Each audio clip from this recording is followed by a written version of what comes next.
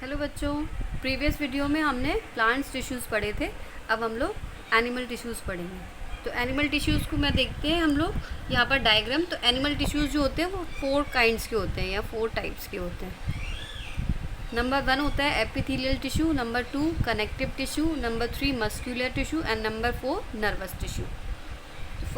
हम लोग फर्स्टली क्या डिस्कस करेंगे, एपिथेलियल टिश्यू। तो एपिथेलियल टिश्यूज़ में अगर हम देखते हैं एपिथेलियल, जैसे हमने अभी एपिडर्मिस प्लांट्स में स्टडी किया था, मीन्स वो क्या करती है, आउटर कवरिंग बनाती है जो प्लांट को प्रोटेक्ट करती है या फिर प्रोटेक्शन प्रोवाइड करती है। इसी तरह से एपिथेलियल टिश्यू है, वो भी क्या करता है, कुछ हद तक हमारे ऑर्गन्स में क्या करता है, एक प्रोटेक्टिव लेयर बनाता है। बट कुछ हमारे ह्यूमन बॉडी में कुछ ऐसे पार्ट्स होते हैं और एनिमल्स में जो बहुत ही डेलिकेट होते हैं, तो उनके लिए उसकी लेयरिंग डिफरेंट होती है। और कुछ हार्ड पोर्शंस होते हैं, हार्ड ऑर्गन्स होते हैं, उनके लिए उसकी लेयरिंग डिफरेंट होती है।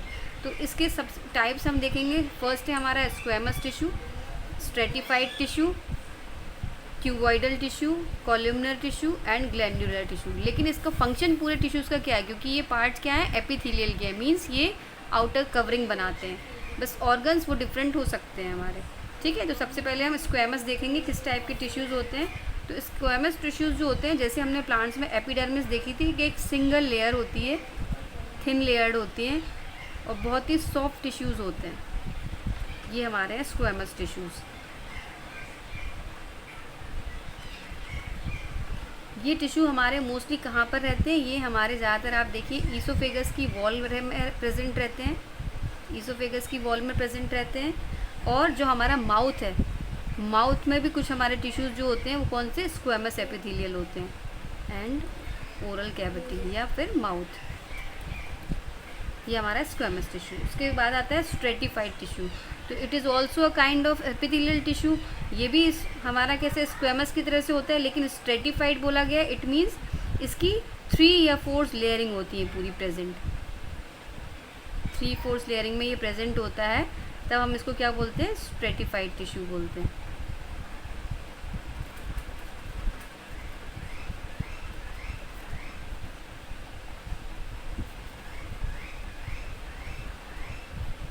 अब स्ट्रेटिफाइड टिश्यू को हम देखते हैं तो ये कैसा है, स्क्वैमस की तरह ही है, बट क्या है, इसमें लेयरिंग ज़्यादा होती है।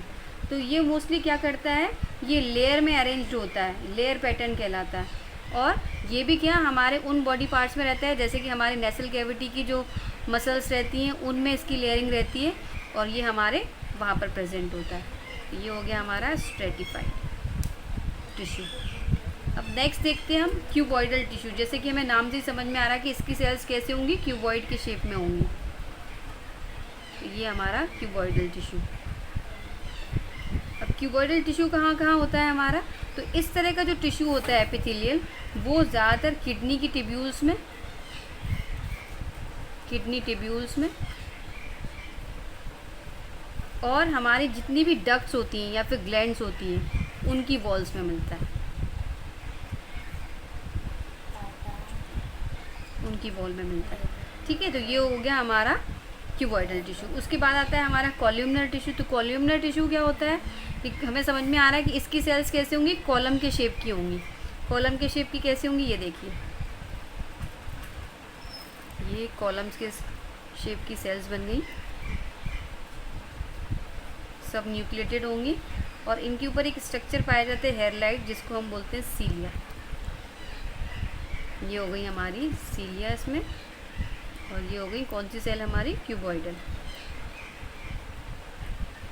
ये सीलिया है, इसका मतलब क्या है कि ये सेल्स कैसी हैं, हमारी मोटाइल है, मीन्स चल सकती, मूवेबल हैं।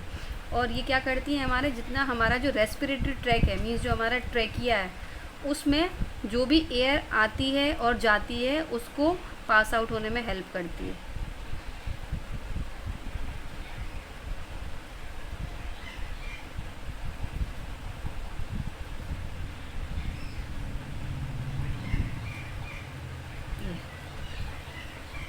अब हम देखते हैं हमारा कि हमने देखिए क्यूबॉइडल एपिथेलियल टिश्यू पढ़ा, उसके बाद हमारा आता है ग्लैंडुलर। तो जब भी हमारा, जो हमने आपको थर्ड पोर्शन पे नंबर पे बताया था कि जो हमारा क्यूबॉइडल सेल्स होती हैं वो कभी कभी क्या होती हैं, एक लूप में अरेंज्ड हो जाती हैं। क्यूबॉइडल सेल्स क्या होती हैं, कभी कभी एक लूप में अरेंज्ड हो जाती हैं। इस टाइप के एपिथेलियल टिश्यू को हम क्या बोलते हैं? Glandular epithelial tissue. इस तरह के टिश्यू को हम क्या बोलते हैं? Glandular epithelial tissue. और इस ग्लैंडुलर एपिथेलियल टिश्यू का क्या काम है? इसका काम है हमारी बॉडी में जितनी भी ग्लैंड्स होती हैं उनसे जो सिक्रीशन होता है वो सब किसकी वजह से होता है? हमारे ग्लैंडुलर टिश्यू की वजह से होता है।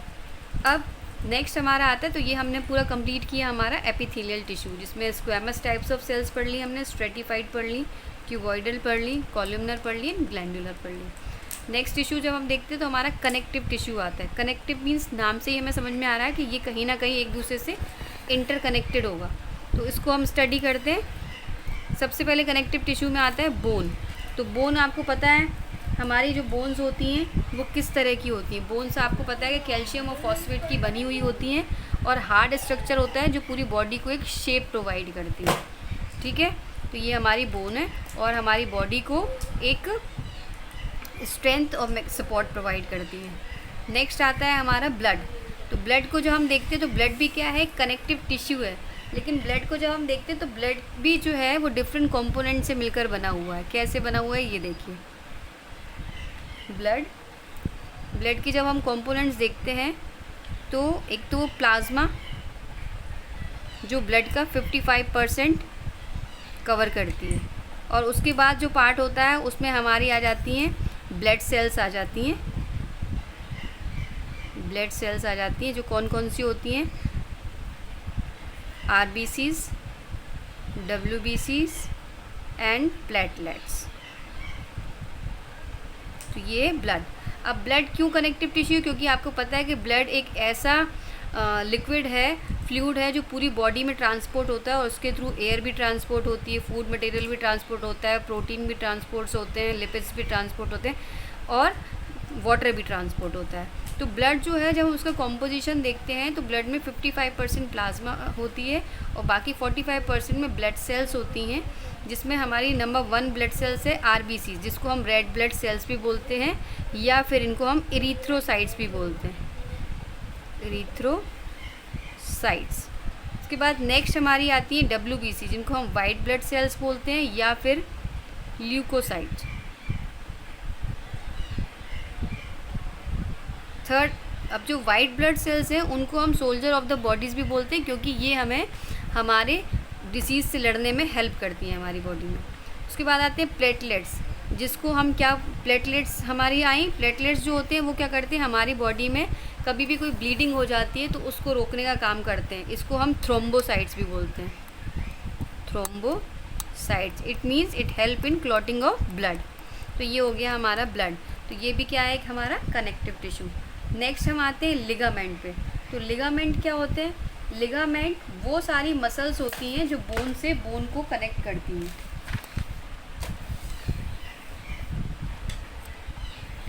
लिगामेंट्स क्या होते हैं? हमारे वो सारी मसल्स होती हैं जो बोन से बोन को कनेक्ट करती हैं, बोन टू बोन एक दूसरे को जोड़ देती हैं।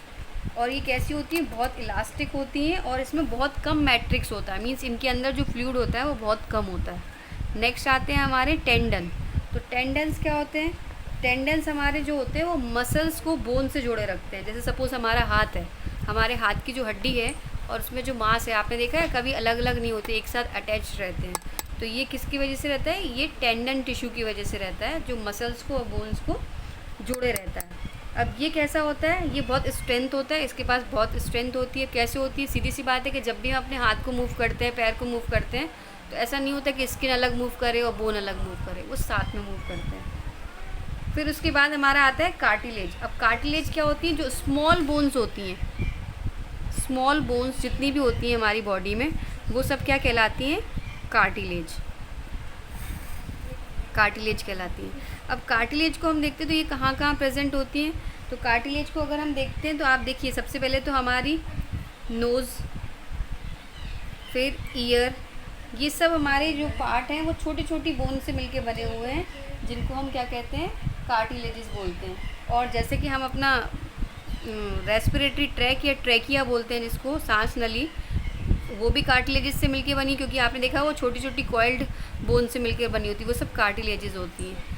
या फिर हम देखते हैं ट्रैकिया के अलावा हमारा एडम्स एप्पल, जिसको हम लैरिंग्स भी बोलते हैं, ये सब चीज़ें किसकी बनी होती है? कार्टिलेजेस की बनी होती है। अब बात करते हैं एरियोलर टिश्यू।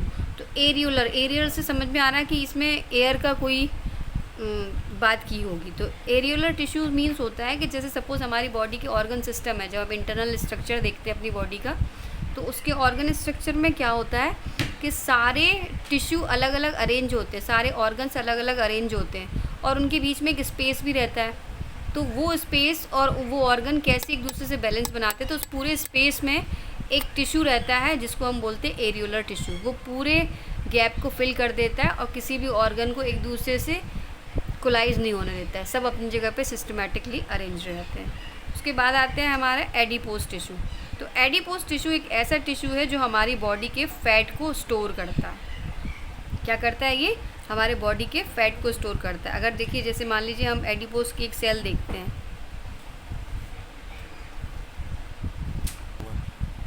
ये हमारा डायग्राम है एडिपोज टिश्यू का। अब एडिपोज टिश्यू जैसे सपोज मान लीजिए हमारी स्किन के नीचे जो टिश्यू प्रेजेंट होता है और जो हमारी बोन के बीच पहले होता है, मींस स्किन के जस्ट नीचे जो टिश्यू प्रेजेंट होता है वो हमारा एडिपोज टिश्यू होता है। वो क्या करता है? हमारी बॉडी का जितना भी फैट होता है उसको स्टोर कर लेता है। ये क्या है? फैट सेल्स हमारी बॉडी के पूरे फैट को हमारे स्टोर कर लेता है। और ये कहाँ पाया जाता है? स्किन के नीचे और इंटरनल ऑर्गन्स के बीच में। और इसका फंक्शन क्या है? ये पूरी बॉडी के फैट को स्टोर कर लेता है। अब कनेक्टिव टिश्यू के बाद हम डिस्कस करेंगे हमारा मस्कुलर टिश्यू। तो मस्कुलर टिश्यू मैंने आपको बताया 3 टाइप्स का, striated, smooth and cardiac muscles. तो यानी ये 3 टाइप्स की मसल्स होती हैं हमारे मस्कुलर टिश्यू में। तो सबसे पहले हम स्ट्रेटेड मसल्स देखते हैं। तो इसका एक डायग्राम ड्रॉ करते हैं रफ।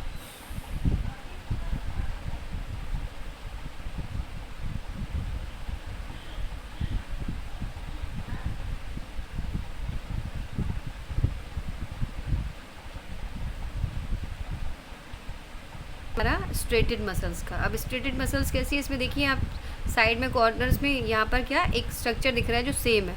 तो ये सब क्या है? न्यूक्लियस है इसके। ये न्यूक्लियस है। इट मीन्स ये कैसी मसल्स होती है? ये मल्टी न्यूक्लिएट होती हैं, मल्टी न्यूक्लिएट होती हैं। इसमें बहुत सारे न्यूक्लियस प्रेजेंट होते हैं और अनब्रांच्ड होती है। देखिए आप, ये कहीं और किसी सेल में डिवाइडेड नहीं है, ठीक है? ऐसी ये अनब्रांच्ड है और वॉलेंट्री होती है नेचर में। वॉलेंट्री मीन्स क्या होता है कि ये अपने इच्छा के अनुसार चलती है। जैसे कि मान लीजिए हम नहीं चाहते कि हमें कोई काम करना है, तो ये मसल्स परमिट नहीं करेगी कोई भी काम करने के लिए। तो ये हमारी हो गई कैसी? मल्टी न्यूक्लिएट हो गई, अनब्रांच्ड हो गई और वॉलेंट्री इन नेचर हो गई। तो ये हमारी कौन सी थी? स्ट्राइटेड मसल्स थी। उसके बाद नेक्स्ट आती है हमारी स्मूथ मसल्स। तो स्मूथ मसल्स कैसी होती हैं? देखिए इसमें भी न्यूक्लियस होता है, ये भी न्यूक्लिएटेड होती हैं। ये भी कैसी होती हैं? न्यूक्लिएटेड, यानी न्यूक्लियस प्रेजेंट होता है इसमें भी। और ये नेचर में कैसी होती है? ये इनवॉलेंट्री होती है। इनवॉलेंट्री मीन्स ये हमारी इच्छा के अगेंस्ट वर्क करती हैं और ये अपने आप से करती हैं। जैसे इसका एग्जाम्पल है आइरिस ऑफ आइस। जैसे हम मान लीजिए हम आँख से देखते हैं, हमारी आँख की पुतली जितने बार भी झपकती है हम आँख को, तो वो हमारे कंट्रोल में नहीं होती, हमें खुद से पता नहीं रहती कि वो कितने बार हमारी आइज़ ब्लिंक कर जाती है। तो ये हमारी क्या हो गई? आइरिस ऑफ आई में हम देखते हैं इस तरह की सेल्स। ये कौन सी होती है? हमारी स्मूथ मसल्स होती हैं। उसके बाद आती है हमारी थर्ड कार्डियक। जैसे कि नाम से ही पता चल रहा है कि ये कहाँ पर हमारे कार्डियोवैस्कुलर रीजन में पाई जाती है। मीन्स ये हार्ट में पाई जाती है। कहाँ पर होती है? हार्ट में होती है। हार्ट जिस भी सेल का बना होता है उस सेल्स को हम लोग कार्डियक सेल्स बोलते हैं। और ये कैसी होती हैं? इनमें न्यूक्लियाई प्रेजेंट होते हैं। देखिए न्यूक्लियाई आपको इसमें भी दिख रहे हैं, सिलिंड्रिकल शेप में होती हैं। और ये भी नेचर में कैसी होती है? इनवॉलेंट्री। जैसे आपका हार्ट बीट कर रहा है तो ये आपको परमिशन देने की ज़रूरत नहीं, वो अपने अकॉर्डिंग बीट करेगा, और उसको नहीं करना है तो वो नहीं करेगा। और ये ब्रांच्ड भी होती हैं नेचर में। कैसी होती हैं? ब्रांच्ड होती है। देखिए आपको दिख रहा है ना, एक से दूसरी कनेक्ट है, दूसरी से तीसरी कनेक्ट है। और यूनी न्यूक्लिएट होती है, मीन्स सबके पास अपना अपना न्यूक्लियस होता है।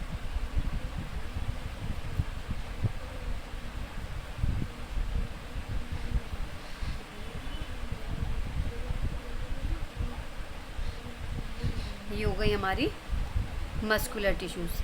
अब लास्ट हमारा आता है, उसमें हम देखेंगे हमारा नर्वस टिश्यू। नर्वस टिश्यू को हम देखेंगे तो नर्वस सिस्टम आपको पता है, नर्वस सिस्टम में जो सेल्स पाई जाएंगी उनको हम नर्व सेल्स बोलते हैं या फिर न्यूरॉन्स बोलते हैं। क्या बोलते हैं? नर्व सेल्स या फिर न्यूरॉन। तो अब न्यूरॉन का स्ट्रक्चर देख लेते हैं कैसा होता है।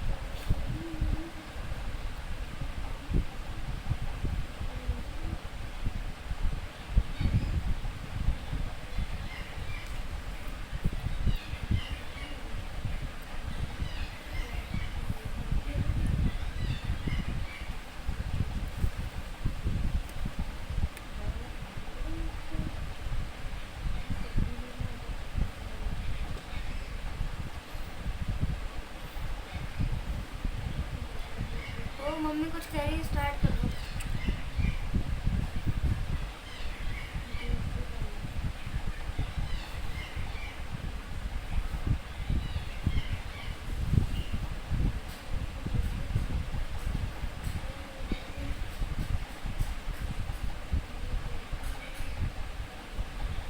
ये देखिए, ये हमारा क्या है, एक नर्व का या फिर न्यूरॉन का स्ट्रक्चर है।